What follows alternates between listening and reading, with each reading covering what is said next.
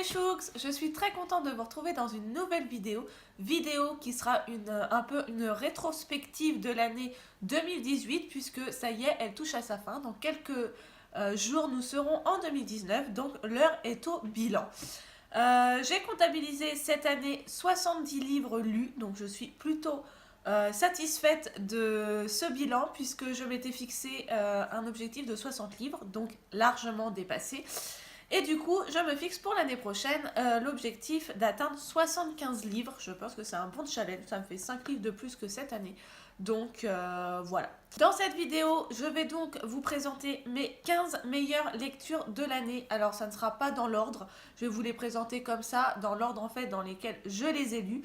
Il n'y aura pas forcément des coups de cœur, mais on va dire en tout cas que ça concerne les lectures qui m'ont marqué durant cette année. Donc on commence tout de suite pour mes meilleures lectures de l'année 2018. La première lecture dont je me souviens, et en plus c'était ma toute première lecture de l'année 2018, il s'agit de Mémoire d'une guenon dérangée de Maureen Wingrove, alias Digly. J'ai adoré ce livre tout simplement parce que je me souviens qu'il y avait un humour juste incroyable, que j'avais éclaté de rire à plusieurs reprises et que c'est vraiment le genre de livre avec lequel on passe un très très bon moment qui est vraiment tout léger, avec lequel on s'amuse, avec lequel on se replonge dans nos années adolescentes. Donc vraiment pour moi c'était une très très belle lecture. Et puis là je me suis procuré le tome 2 au salon de Montreuil de cette année. Donc je pense que je vais le lire très vite à nouveau en début d'année. Une lecture évidemment qu'on ne présente plus, c'est Harry Potter évidemment. J'ai terminé la saga cette année, donc j'avais lu Le Prince de Sang Mêlé, donc le tome 6 en janvier, et Les Reliques de la Mort, il me semble, en mai ou en juin. Donc j'ai clôturé cette saga et j'ai même lu la pièce de théâtre qui suit en lecture commune avec Maud. Et c'était un très très bon moment, évidemment, la fin de saga. En plus, pour moi, c'était une découverte. Je n'avais pas lu, donc ça fait forcément partie de mes meilleures lectures, mais je ne m'attarde pas. Ce n'est plus une lecture à présenter. Donc, juste pour dire que, évidemment, ça fait partie de mes meilleures lectures de l'année aussi. En troisième meilleure lecture de l'année, j'ai mis une petite romance qui est Respire, le premier tome de la saga Ten Tiny Breaths de K.A. Tucker. C'est chez Hugo Roman et c'était une très belle surprise. Ce livre faisait partie de ma palle depuis des années et des années. Et franchement, ça a été une super belle découverte. J'ai adoré cette romance qui sortait un petit peu de l'ordinaire et qui cachait de lourds secrets. C'est surtout ça qui m'avait beaucoup plu. Et les révélations étaient juste magnifiques. Enfin, vraiment, j'avais passé un très très bon moment. J'ai lu aussi la suite de la saga, mais ça m'a moins plu que ce premier tome. Il y avait le deuxième tome, Mentir, que j'avais à peu près bien aimé. Par contre, le dernier tome, Saisir, j'avais eu énormément de mal à le terminer, je me souviens. Donc voilà, je resterai sur le premier tome de Respire, que vraiment c'était un pur bonheur d'avoir lu. En numéro 4, une petite lecture adolescente, oui, jeunesse. Everything, Everything de Nicolas Yoon. Bon, j'avais adoré ce livre déjà parce qu'il a une mise en page qui est vraiment atypique. Il y a des dessins, il y a des mails, il y a des SMS. Enfin, c'est vraiment le genre de livre que j'aime beaucoup. Et mon Dieu, enfin, les révélations dans ce livre sont juste complètement dingues. On s'y attend pas du tout, du tout. On tombe sur, le dernier quart du roman est juste incroyable. Honnêtement, vous ne pouvez pas le voir venir et c'est ça que j'ai adoré dans ce livre, c'est qu'on est vraiment totalement surpris. Et voilà, il est bouleversant. Je l'ai trouvé extraordinaire, donc ça reste vraiment un beau coup de cœur de l'année 2018. En 5, à nouveau une romance, et j'ai commencé la saga en 2018 et je l'ai terminée aussi en 2018, donc j'en suis pas peu fière. C'est La Princesse de Papier de Erin Watt. J'ai adoré cette saga. Bon, c'est vrai que j'ai surtout apprécié Je pense que c'est le tome 1 nouveau que j'ai adoré. Le personnage principal de Ella est tellement attachant parce qu'elle a une histoire et que voilà, elle va arriver dans une nouvelle famille. Dans cette nouvelle famille, il n'y a que des hommes. Au début, elle est rejetée et puis finalement, elle est acceptée. Et puis, elle tombe amoureuse d'un des garçons chez qui elle arrive. Et enfin, j'ai trouvé déjà que l'histoire, elle était quand même super bien faite et ça changeait d'une rencontre basique au boulot, au machin. Et là, j'ai trouvé ça génial parce que autour de la romance, il y a tout un côté famille qui se crée et autour de ça, il y a des secrets qu'on a envie de percer. Et enfin voilà, pour moi, c'est tout ce qui remplit bien une romance. Et sans parler des cliffhangers, c'est juste totalement dingue. Bon, après, malheureusement, j'ai trouvé que ça s'essoufflait de tome en tome. Mais j'ai quand même été jusqu'au tome 5 et même si j'ai trouvé que ça s'essoufflait, ça restait de très très bonnes lectures. En numéro 6, évidemment, je vous en ai parlé déjà plusieurs fois et ça c'est un énorme coup de cœur. Il s'agit évidemment de ma découverte de la grande, immense saga La guerre des clans de Erin Hunter. Mon Dieu, que j'aime cette saga. C'est vrai que je n'ai lu que 3 tomes pour l'instant, mais enfin voilà, je prends mon temps, je savoure chaque tome tellement je les trouve tellement bons, tellement les péripéties qu'on suit dans les clans, les différents chats, etc. Enfin, on ne peut que les aimer et moi je prends un grand plaisir à suivre les aventures de Rusty, le chat domestique qu'on suit au début qui quitte sa famille pour aller dans la forêt et dans le clan du tonnerre, se confronter aux autres clans et devoir faire sa place puisque c'est un chat domestique et qu'au début il n'est pas accepté. Je trouve que ce livre nous amène tellement de valeurs, tellement de belles choses, de sentiments, d'émotions, au-delà d'un livre jeunesse que vraiment, je vous le conseille à 1000%, même si c'est une saga à rallonge. C'est vraiment un pur bonheur. Et là, je pense que très vite, dès 2019, je vais essayer de m'en caler au moins un par mois. Mais voilà, je veux avancer dans cette saga parce que je l'aime tellement. Et voilà, je pense qu'on peut même pas dire que au bout d'un moment, ça va s'essouffler. J'y crois pas du tout tellement les tomes sont dingues. Dès qu'on en ferme un, on dit ah celui-là c'est mon préféré. Et la suite, en fait, finalement, on l'aime encore plus. Enfin, si vous n'avez pas encore commencé cette saga, mais allez-y, tentez au moins le tome 1, vous ne le regretterez pas, c'est une pure merveille. En numéro 7, un livre young adulte qui est La fille qui n'existait pas de Nathalie C. Anderson. C'est chez Pocket Jeunesse que c'est sorti et j'ai beaucoup aimé cette histoire puisque ça traite déjà d'un pays, il me semble que c'est au Kenya, il me semble, si je dis pas de bêtises. Enfin voilà, on est dans un cadre dont on n'a pas l'habitude d'être, en tout cas dans un livre. Et je trouve que le livre était extrêmement documenté sur les modes de vie, etc. Donc déjà, il était ultra intéressant. Et au-delà de ça, il y a une espèce d'enquête qui se fait puisque, si je me souviens bien, la mère de...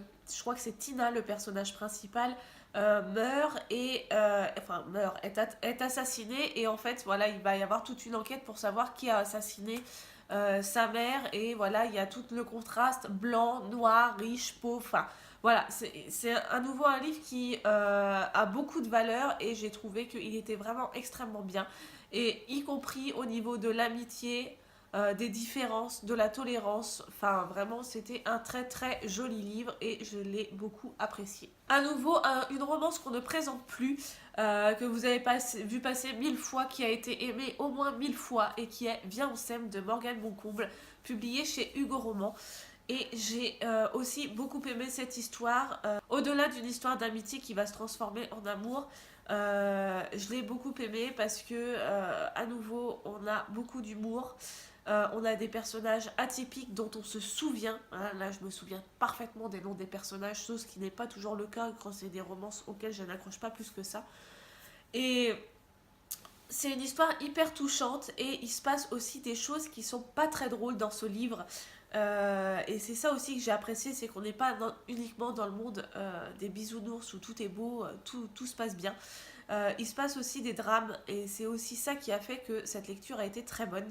Malgré le fait que je lui ai trouvé également des points négatifs, du fait par exemple que j'ai trouvé que l'amitié se transformait trop vite en mode romance J'aurais préféré qu'il y ait plus de doutes, qui s'installe vraiment une espèce de transition entre les deux. Et j'ai trouvé que ça s'était fait un petit peu rapidement.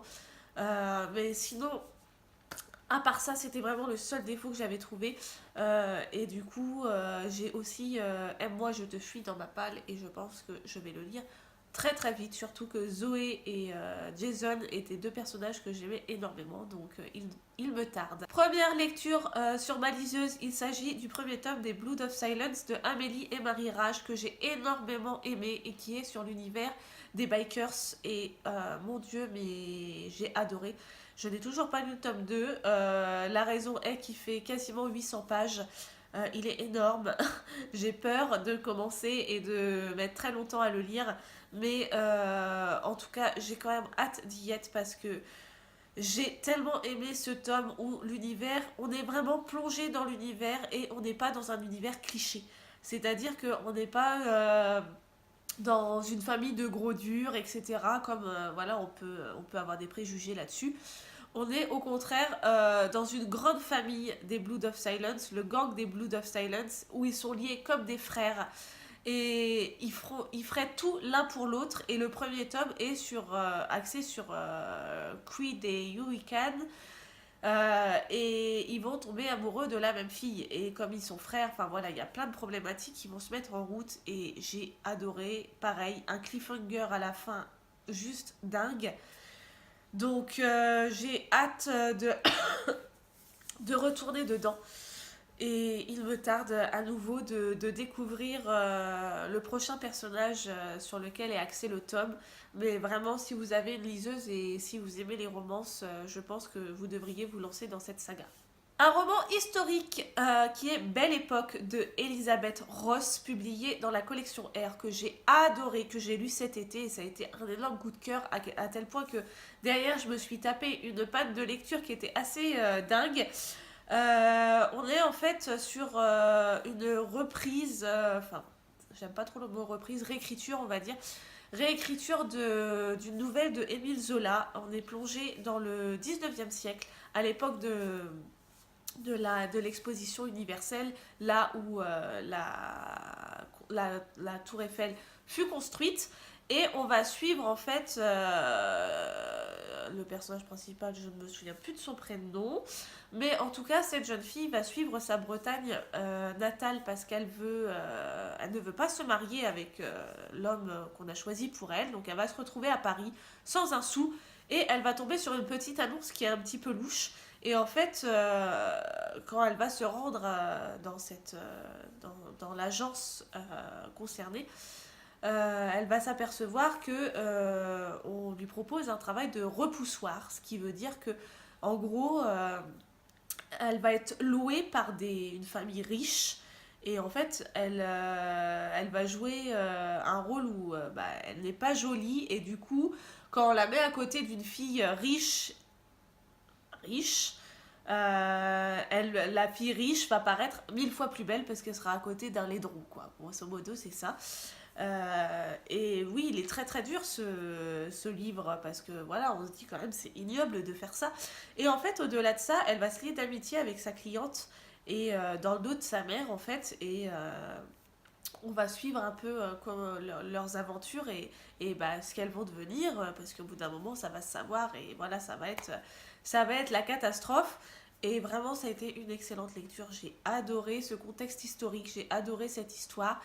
Et je l'ai trouvé tellement original et tellement immersif dans le monde du 19e siècle que vraiment j'ai passé un très bon moment. Donc ça, c'est si vous aimez les romans historiques. À nouveau, une romance que je vous conseille, c'est Ugly Love de Colleen Hoover, toujours chez Hugo Roman. J'ai adoré cette romance magnifique, à la fois horrible et magnifique. La romance en elle-même n'a pas vraiment d'originalité. Mais ce qui nous fend le cœur, en fait, c'est que il y a des secrets à nouveau qui, voilà, on sait qu'à un moment donné, ils vont être percés. En fait, on en apprend dès le début puisque on n'a pas vraiment la révélation, mais on a des bribes un chapitre sur deux, il me semble, où on commence à apprendre le passé du personnage masculin. Et on sait que, voilà, à un moment donné, la vérité va sortir. Donc on imagine plein de choses, puisqu'on en apprend au fur et à mesure. Et la vérité est brutale et incroyable et surprenante. Donc voilà, ce qui fait que ça m'a complètement bouleversée et que ça reste une romance, évidemment, qui va rester dans ma bibliothèque et à laquelle je me suis fortement attachée. Ensuite, on va parler un petit peu polar, puisque en cette fin d'année, je me suis remise au thriller policier. Et j'ai découvert notamment la saga Agatha Raisin de MC Beaton qui est publiée chez Albin Michel. Donc là, j'en suis à 3 tomes actuellement. Et en tout cas, j'ai adoré les 2 premiers tomes. Le troisième, un petit peu moins. Je vous en reparlerai très vite en update. Mais les 2 premiers m'ont beaucoup plu déjà parce que le personnage d'Agatha est juste très humoristique. Elle est hilarante en fait, elle est sans filtre. C'est une quinquagénaire qui vient de partir à la retraite, qui arrive dans un petit village anglais. Et comme elle s'ennuie un peu, bah voilà, elle va commencer à se mêler des affaires des autres. Et à chaque fois, bah, il y a un meurtre dans l'histoire. Donc voilà, elle se prend à cœur joie d'enquêter et de essayer de trouver le coupable. Et voilà, on passe un très très bon moment en sa compagnie, en suivant ses états d'âme, en suivant ses coups de cœur, etc. Enfin voilà, c'est Agatha, c'est un personnage unique et c'est un très bon moyen pour se remettre tranquillement dans le roman policier parce que c'est pas non plus des enquêtes de dingo, mais en tout cas, c'est le genre de lecture qui fait du bien et qui est attachant. Un autre roman policier, pas du tout dans le même genre, qui est Amstramgram de M.J. Alaridge, qui est beaucoup plus morbide que Agatha, puisque on va se retrouver dans une situation où en fait, bah voilà, on va suivre un psychopathe, hein, clairement, qui va à chaque fois séquestrer 2 personnes et ils n'ont rien pour vivre. Ils ont juste un pistolet et peuvent s'en sortir celui qui tirera sur l'autre. Donc c'est assez horrible parce que les situations sont dingues et on a les détails et de... Enfin bon, il y a certains détails qui sont quand même assez crus, donc c'est pour ça que je vous l'avais dit dans l'update, c'est pas à mettre dans les mains de tout le monde, mais si vous aimez un petit peu, bon c'est un petit peu gore, mais bon, il n'y a pas du gore à toutes les pages non plus, hein. Il doit y avoir 2 pages de gore sur tout l'ensemble du livre, hein, faut aussi relativiser. Et en tout cas, j'ai trouvé que le livre était très bon, l'enquête était très bonne. Et j'ai beaucoup aimé d'ailleurs l'enquêtrice qui est Hélène Grace et qu'on va suivre dans d'autres livres, donc dans les tomes 2, 3, 4. Je crois qu'il y a 4 tomes pour l'instant. Et il me tarde de retrouver son histoire personnelle, puisque au-delà de l'enquête, on suit aussi son histoire personnelle qui est très intéressante, on peut suivre son évolution, etc. Et ça, c'est le genre de choses que j'aime beaucoup dans un roman policier, à condition que ça prenne pas beaucoup de place. Et là, c'est exactement le cas, donc c'est un très bon polar si ça vous tente.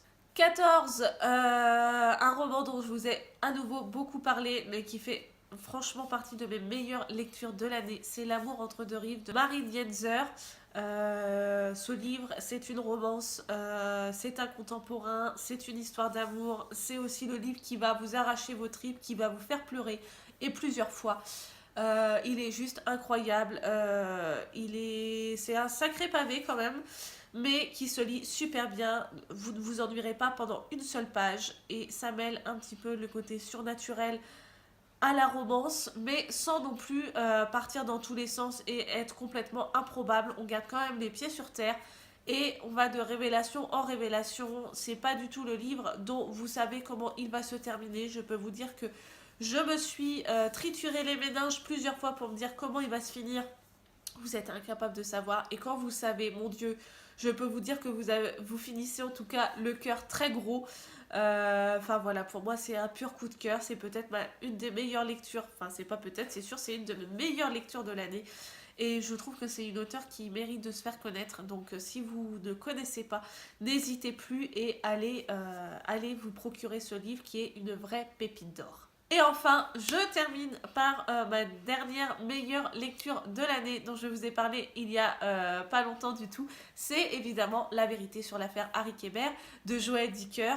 Et j'ai adoré cette enquête.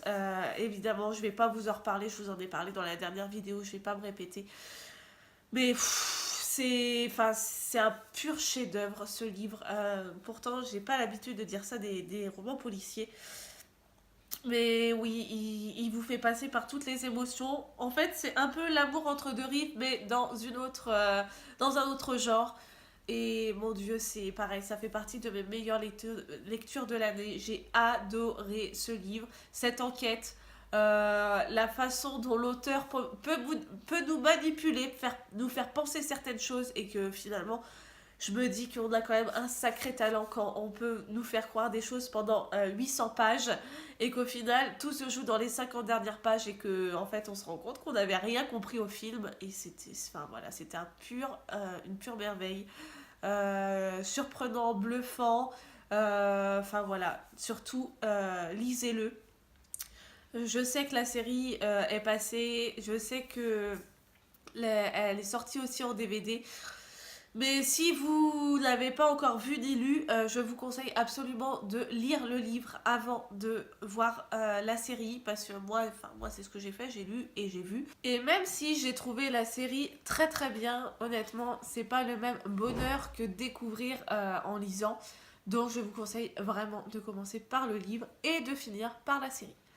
Voilà mes chouks pour mes 15 meilleures lectures de l'année 2018. J'espère vous en représenter tout autant l'année prochaine. N'hésitez pas à me dire, vous, vos meilleures lectures de cette année et on se retrouve en 2019.